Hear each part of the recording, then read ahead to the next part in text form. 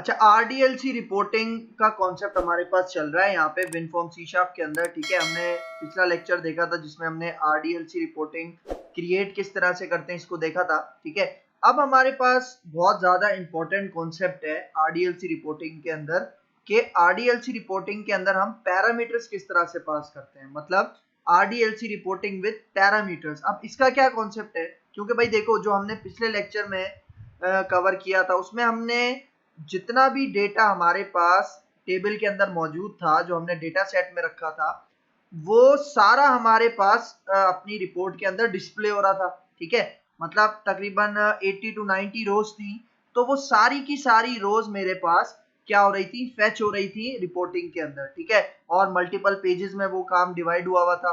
ठीक है, तो अक्सर हमारे पास ये होता है कि हमें सारा डेटा प्रिंट नहीं करवाना होता। ठीक है, मतलब सारे डेटा की रिपोर्टिंग या डॉक्यूमेंटेशन नहीं करनी पड़ती। ठीक है, फॉर एग्जाम्पल मैंने जो एम्प्लॉय का टेबल बनाया था उसमें मेल स्टाफ भी था, फीमेल स्टाफ भी था।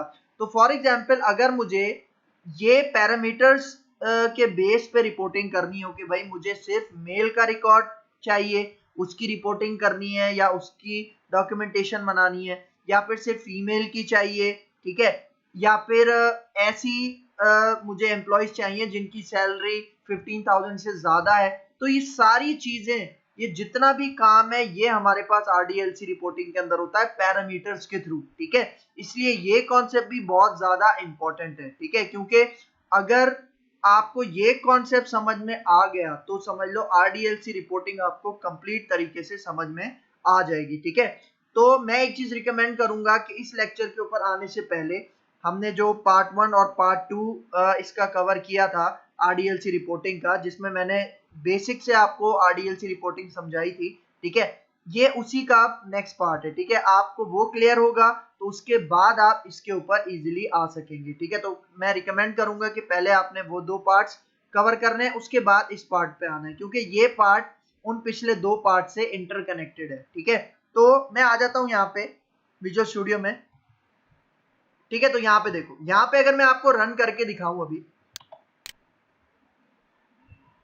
ठीक है, तो ये देखें, ये हमारे पास यहाँ पे डेटा सारा आ रहा है। ठीक है, रिपोर्टिंग के अंदर अब देखें प्रॉब्लम क्या है कि यहाँ पे हमारे पास सारा डेटा डिस्प्ले हो रहा है इस वक्त। ठीक है, बिल्कुल कंप्लीट डेटा हमारे पास यहाँ पे डिस्प्ले हो रहा है। और पिछले लेक्चर के अंदर हमने ये भी देखा था कि हम सॉर्टिंग किस तरह से अप्लाई कर सकते हैं। तो ये अभी जितना भी डेटा हमारे पास यहाँ पे शो हो रहा है वो सॉर्टेड तरीके से शो हो रहा है, मतलब ए से जो भी हमारे पास एम्प्लॉयज आते हैं उनका नाम पहले आ रहा है। और इसी तरह अगर मैं स्क्रॉल करूं तो आप देखोगे कि ये सारा असेंडिंग ऑर्डर में चल रहा है। ठीक है, इसको आगे फॉरवर्ड करूंगा तो ये देखो ये सारा असेंडिंग ऑर्डर में आपके पास चल रहा है। ठीक है, एक इसका ये हमने पॉइंट कवर किया था पिछले लेक्चर में।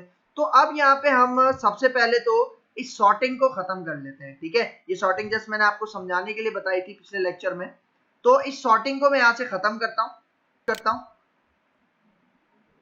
ठीक है, ये हमारे पास टेबल हमने बनाया था। ठीक है, तो इसको टेबल को मैं क्लिक करता हूं यहाँ पे। ठीक है, और इसके ऊपर हम राइट क्लिक करते हैं।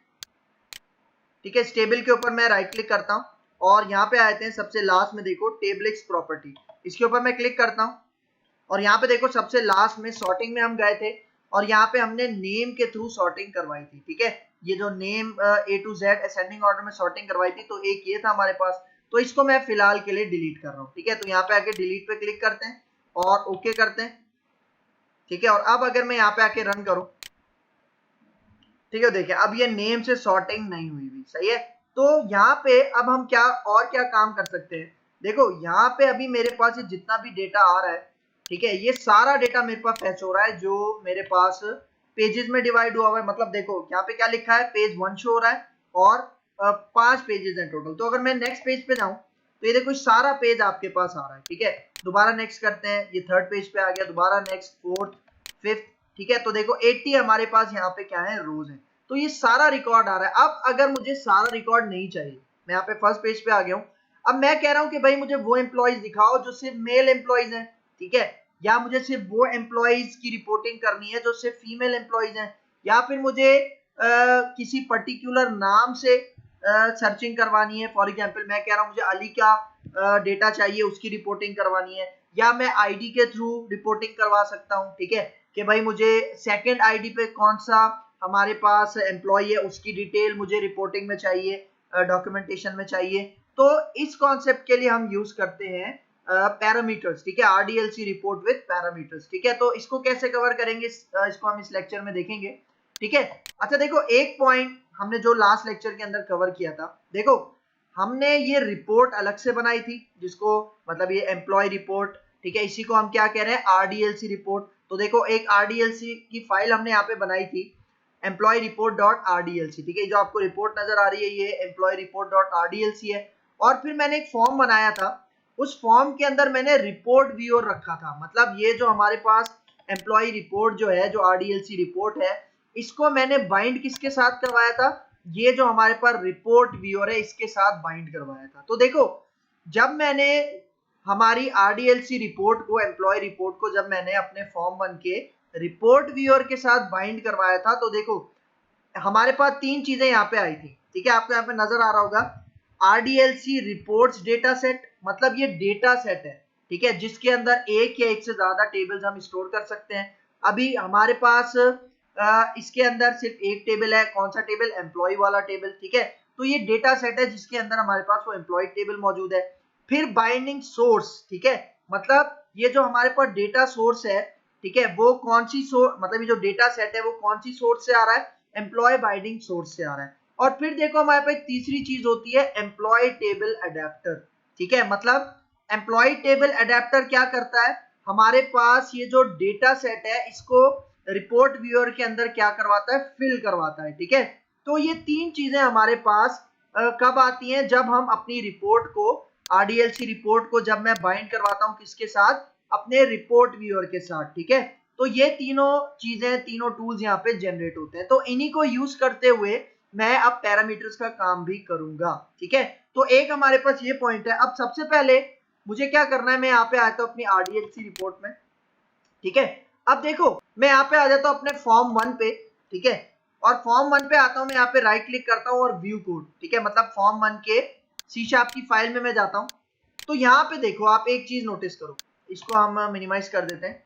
अब देखो यहाँ पे जब ये हमारा फॉर्म लोड होगा, देखो अब इसके अंदर जब हमने फर्स्ट टाइम अपनी एप्लीकेशन को रन किया था तो हमारे पास ये 2 लाइंस का कोड जनरेट हुआ था, ठीक है। तो अब यहाँ पे देखो, यहाँ पे एम्प्लॉय के लिए एक टेबल अडेप्टर बनाया गया और डॉट फिल, ठीक है। अब फिल क्या किया जा रहा है रिपोर्ट व्यूअर के अंदर, देखो ये देखो, ये हमारे पास मैंने क्या बताया था, तीन चीजें आती हैं, ठीक है। कौन कौन सी चीजें आती हैं, एक हमारे पास ये रिपोर्ट डेटा सेट, एक बाइंडिंग सोर्स और एक टेबल अडेप्टर, ठीक है। अब देखो टेबल अडेप्टर यहाँ पे यूज हुआ है, ठीक है। तो देखो यहाँ पे क्या कह रहा है, this dot employ table adapter fill, मतलब ये फिल कर रहा है रिपोर्ट व्यूअर के अंदर, क्या फिल कर रहा है, देखो ये जो हमारा रिकॉर्ड सेट था, डेटा सेट था, ठीक है, और इसके अंदर कौन सा टेबल था, एम्प्लॉय, तो वो एम्प्लॉय कौन फिल करवा रहा है, एम्प्लॉय टेबल अडेप्टर फिल करवा रहा है, कहां पे फिल करवा रहा है, हमारे रिपोर्ट व्यूअर के अंदर फिल करवा रहा है। और फिर यहाँ नीचे आके देखो, इस रिपोर्ट व्यूअर को दोबारा रिफ्रेश किया गया है ताकि ये जो भी मैंने डेटा सेट, ठीक है, ये जो डेटा सेट है एम्प्लॉय का, ये जो मैंने टेबल अडेप्टर की मदद से अपने रिपोर्ट व्यूअर में डाला है, वो एक दफा से क्रिएट हो जाए, रीसेट हो जाए, रिफ्रेश हो जाए, ठीक है।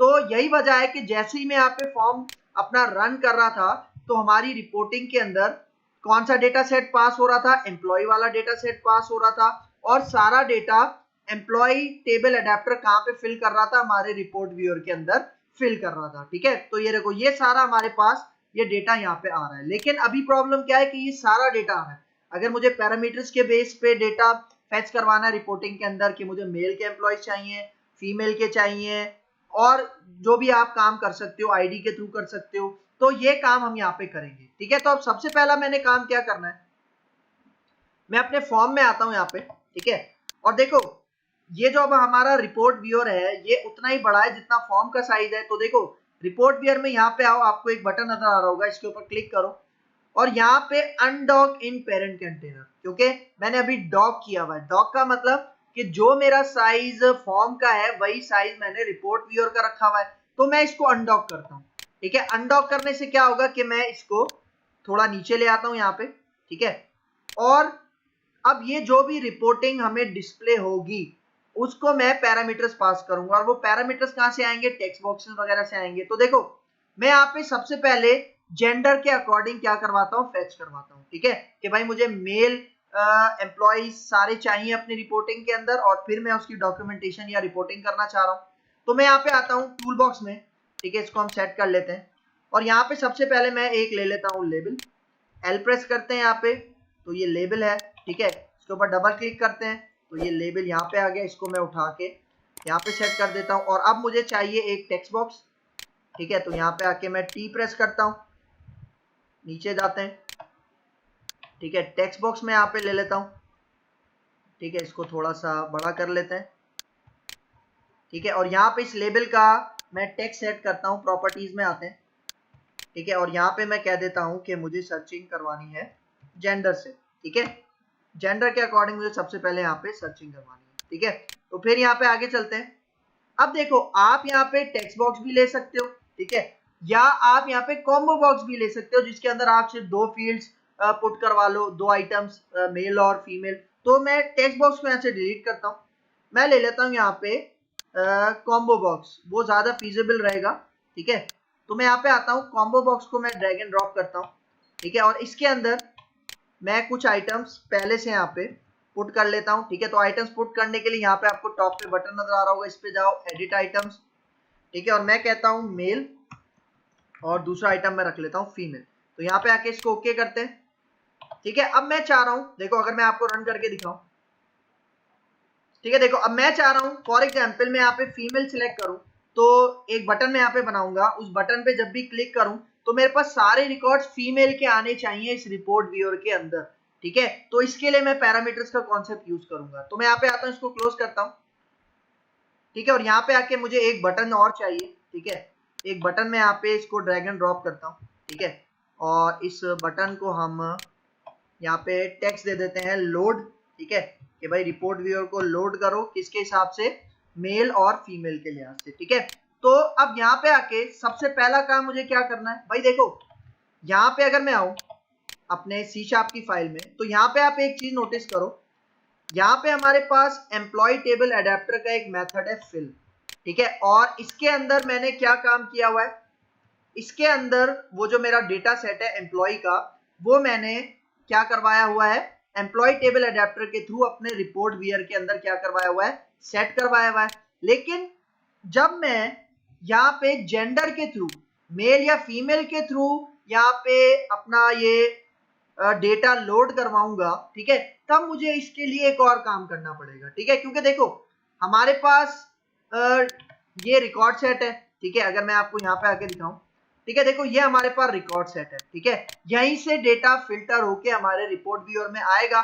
तो देखो मैं यहाँ पे आता हूँ, हमने जब ये डेटा सेट बनाया था, ठीक है, अगर आप यहाँ सोल्यूशन एक्सप्लोरर में आओ, थोड़ा सा नीचे आओ, तो देखो यहाँ पे हमने डेटा सेट बनाया था, उसका नाम क्या था, RDLC रिपोर्ट्स डेटा सेट। मतलब इसी के अंदर एम्प्लॉय का टेबल मौजूद है और उसी के ऊपर मुझे फिल्टरिंग अप्लाई करनी है। ठीक है, तो देखो मैं यहाँ पे आके डबल क्लिक करता हूँ इसके ऊपर, तो यहाँ पे देखो आपको एक मेथड नजर आ रहा होगा फिल। ठीक है, और ये फिल बाय डिफॉल्ट एक आर्ग्यूमेंट लेता है। ठीक है, तो मुझे यहाँ पे एक आर्ग्यूमेंट नहीं, अब मुझे एक और आर्ग्यूमेंट भी चाहिए, और वो आर्ग्यूमेंट इसको कहां से मिलेगा, वो इसको मिलेगा यहाँ से। ठीक है, कॉम्बो बॉक्स से। ठीक है, तो मैं यहाँ पे आता हूँ, मैं यहाँ पे आपको ये नजर आ रहा होगा, मतलब ये हमने क्या किया है, RDLC रिपोर्ट डेटा सेट के ऊपर डबल क्लिक किया, इसकी एक्सटेंशन क्या है, .xsd। ठीक है, और यहाँ पे आके मैं इसके ऊपर राइट क्लिक करता हूँ। ठीक है, और अब ऐड क्यूरी के ऊपर मैं यहाँ पे क्लिक करता हूँ। ठीक है, ऐड क्यूरी पे आ जाओ, इसके ऊपर क्लिक करते हैं। ठीक है, और सबसे पहला काम आपने क्या करना है, यूज एसक्यूएल स्टेटमेंट पे चेक लगाना है। ठीक है, फिर नेक्स्ट करते हैं, और फिर पहला यहाँ पे सिलेक्ट रहने देना है, सेलेक्ट विच रिटर्न रूल्स, और फिर नेक्स्ट करना है। और अब देखो देखो ये वाली क्यूरी फर्स्ट टाइम एग्जीक्यूट हो रही थी जब मैं अपना रिपोर्ट व्यूअर एग्जीक्यूट कर रहा था, मतलब जब मैं अपना रिपोर्ट व्यूअर देख रहा था तो फर्स्ट टाइम ये वाली क्यूरी चल रही थी। और ये वाली क्यूरी इस मेथड के थ्रू आ रही है, फिल और गेट डेटा। मतलब फिल क्या करेगा, एम्प्लॉय टेबल अडेप्टर के थ्रू डेटा फिल करेगा रिपोर्ट व्यूअर में, और गेट डेटा जो बैक एंड पे काम कर रहा है। ठीक है, और ये क्या काम कर रहा है, डेटा रिपोर्ट व्यूअर के साथ बाइंड करवा रहा है। ठीक है, तो मुझे यहाँ पे अब एक और चाहिए। ठीक है, मैं यहाँ पे क्या करूंगा, मैं यहाँ पे वेयर की कंडीशन लगाऊंगा इसके बाद। मैं कह रहा हूं कि मुझे ये सारे कॉलम्स दिखाओ वेयर जहां पे जेंडर बराबर हो एट द रेट जेंडर के, ठीक है। तो मतलब अब ये क्या हो गया, ये हमारे पास हो गया पैरामीटर। मतलब मैं कह रहा हूं कि यहाँ पे सारे एम्प्लॉइज का डेटा मुझे दिखाओ, कौन से एम्प्लॉइज जहां पे जेंडर उसे कहां से मिलेगा, इस पैरामीटर से मिलेगा। और अब इस पैरामीटर के अंदर जो मेल या फीमेल आएगा वो कहां से आएगा, कॉम्बो बॉक्स से आएगा, ठीक है। तो अगर मैं मेल सेलेक्ट करूंगा तो मुझे सारे एम्प्लॉइज कौन से नजर आएंगे, मेल आएंगे, और इसी तरह फीमेल करूंगा तो फीमेल नजर आएंगे, ठीक है। तो यहाँ पे आके अब मैं नेक्स्ट करता हूं,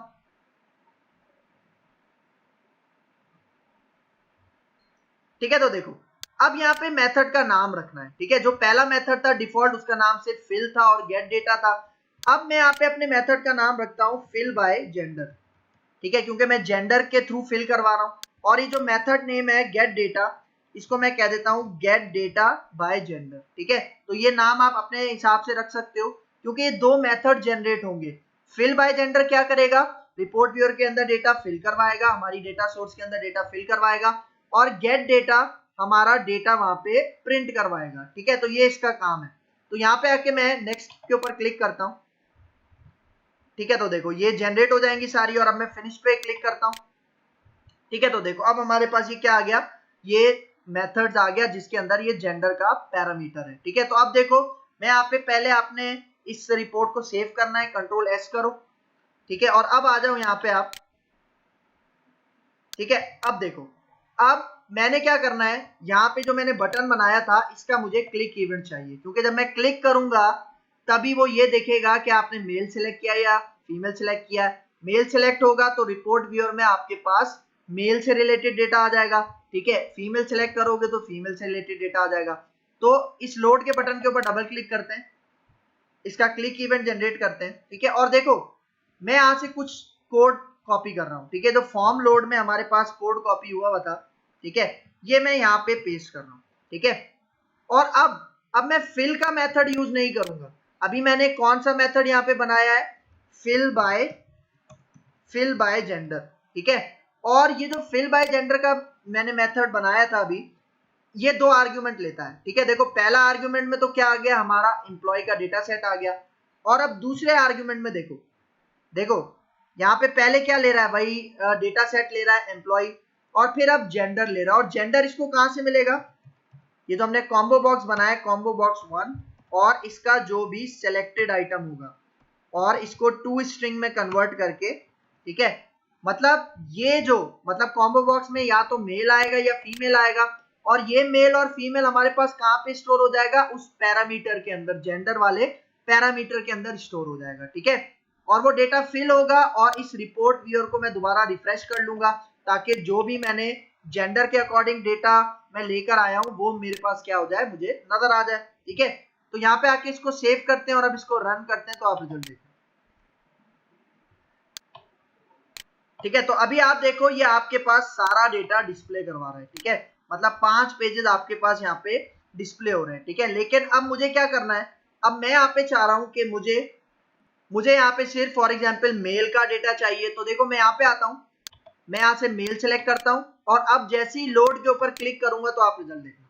अब देखो पहले 5 पेजेस आ रहे थे, अब कितने पेजेस आ रहे हैं, 4। इसका मतलब ये चारों पेजेस किसके आ रहे हैं, मेल एम्प्लॉइज के आ रहे हैं। तो अगर मैं इसको स्क्रॉल करूं, आप नीचे आओ, तो यहाँ पे देखो ये सारे एम्प्लॉइज आपके पास मेल के शो रहे हैं। हम अगर नेक्स्ट पेज पे जाएं तो देखो इस पेज पे भी सारे मेल के एम्प्लॉइज शो रहे हैं, ठीक है। फिर आगे चलते हैं, फिर इस पेज पे भी आपको सारे मेल्स के एम्प्लॉइज शो रहे हैं, ठीक है। फिर लास्ट पेज पे चलते हैं, तो यहाँ पे भी आपको सारे मेल्स के एम्प्लॉइज शो रहे हैं। मतलब 4 पेजेस पे मेल एम्प्लॉइज का डेटा है। इसका मतलब एक पेज पे किसका डेटा है, फीमेल एम्प्लॉइज का डेटा। इसका मतलब अब अगर मैं यहाँ पे फर्स्ट पेज पे आता हूँ, और अब मैं फीमेल के अकॉर्डिंग रिपोर्टिंग करता हूँ, लोड पे क्लिक करते हैं, तो यहाँ पे देखो, अब देखो क्या दिखा रहा है, 1 ऑफ 1, मतलब एक पेज है हमारे पास। और यहाँ पे देखो, ठीक है, यहाँ पे क्योंकि देखो फरा एमन ये बार बार हमें डिस्प्ले हो रहा है, ठीक है। क्यों, क्योंकि मैंने जो नेम्स थे उनकी रिपीटेशन की हुई है। लेकिन अगर आप ऐसे करोगे तो आपके पास बिल्कुल सही रिजल्ट आएगा। और अब ये जो भी रिजल्ट आ रहा है इसकी मैं रिपोर्टिंग करवा सकता हूँ, ठीक है। अगर मैं इसको प्रिंट करवाना चाहूँ, प्रिंट लेआउट पे मैं क्लिक करूंगा, तो आप रिजल्ट देखना कि सारा डेटा हमारे पास यहाँ पे फीमेल का आ रहा है, ठीक है। तो इस तरह से हम रिपोर्टिंग कर सकते हैं, ठीक है। अच्छा ये एक एग्जाम्पल थी। ठीक है, अब दूसरी एग्जाम्पल पे चलते हैं। मतलब देखो अभी ये जो मैंने आपको काम करवाया है,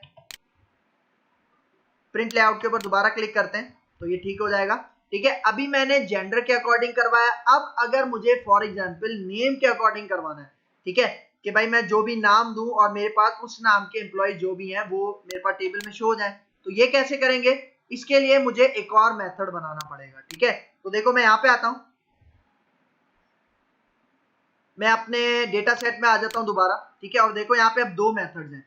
पहला मेथड कब चल रहा है? जब हमारे पास फर्स्ट टाइम पेज लोड होता है, फॉर्म लोड होता है और वो सारा डेटा हमें डिस्प्ले करवाता है। और ये जो सेकंड मेथड मैंने बनाया था जिसमें फिल बाय जेंडर यूज कर रहा था मैं, ये कब हो रहा था? जब मैं लोड के बटन के ऊपर क्लिक कर रहा था। ठीक है, अब मैं यहाँ पे करूंगा नेम के अकॉर्डिंग। तो देखो मैं यहाँ पे एक और क्यूरी ऐड करता हूँ, एक और मेथड बनाता हूँ।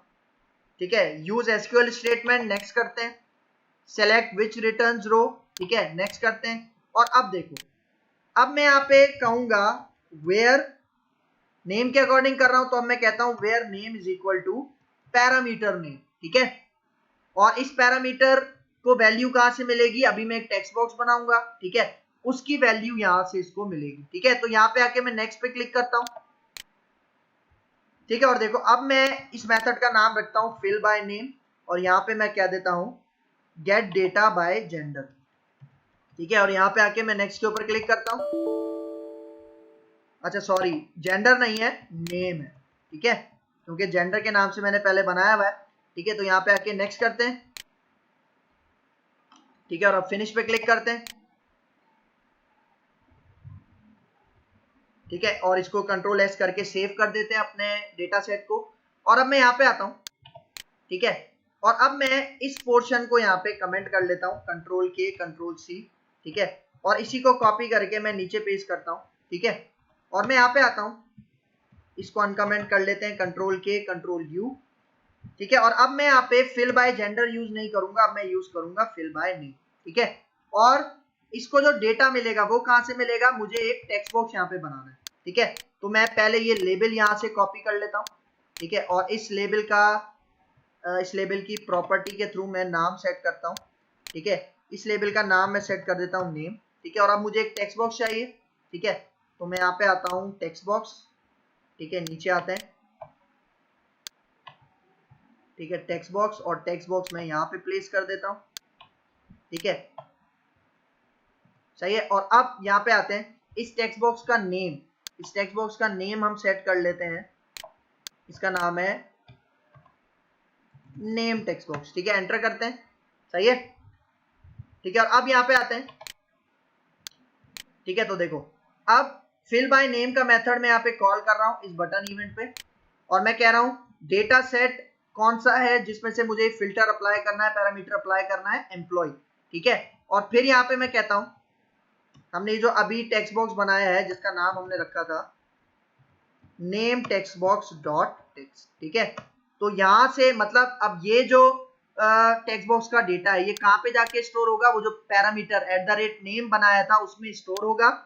और वो नेम कहां से फिल्टर हो जाएगा? मतलब कहां से मिलेगा हमें? एम्प्लॉय के डेटा सेट से मिलेगा, और वो फिल हो जाएगा कहां पे? मतलब एम्प्लॉय टेबल अडेप्टर उसको फिल कर देगा रिपोर्ट व्यूअर में, और रिपोर्ट व्यूअर को मैं यहाँ पे जाके रिफ्रेश करवा दूंगा। और अब यहाँ पे आके मैं रन करता हूं तो आप रिजल्ट देखो। ठीक है, अब देखो ये हमारे पास डेटा लोड हो रहा है। ठीक है, अब देखो सारा डेटा लोड हो गया। अब फॉर एग्जांपल मैं कहता हूं मुझे फॉर एग्जांपल यहाँ पे किसी एक एम्प्लॉय का डेटा देखना है, मैं कहता हूं मुझे आरिफ का डेटा देखना है। तो देखो मैं नेम में लिखता हूं यहाँ पे आरिफ, और अब लोड के ऊपर क्लिक करता हूं। तो लोड के ऊपर क्लिक करूंगा तो देखो, अब देखो क्योंकि मैंने बताया था मैंने डेटा रिपीट किया हुआ है, तो ये जितने भी हमारे पास 4-5 एम्प्लॉयज आ रहे हैं किसके? आरिफ के नाम से। ठीक है, तो इस तरह से भी आप डिस्प्ले करवा सकते हो अगर आप करवाना चाहो। और अब आप इसकी रिपोर्टिंग भी कर सकते हो सेम इसी तरह। अगर आपको एक्सेल में डेटा प्रिंट करवाना है, पीडीएफ में चाहिए, वर्ड में चाहिए, वो सारी चीजें। ठीक है, तो एक इसका ये काम है। सही है।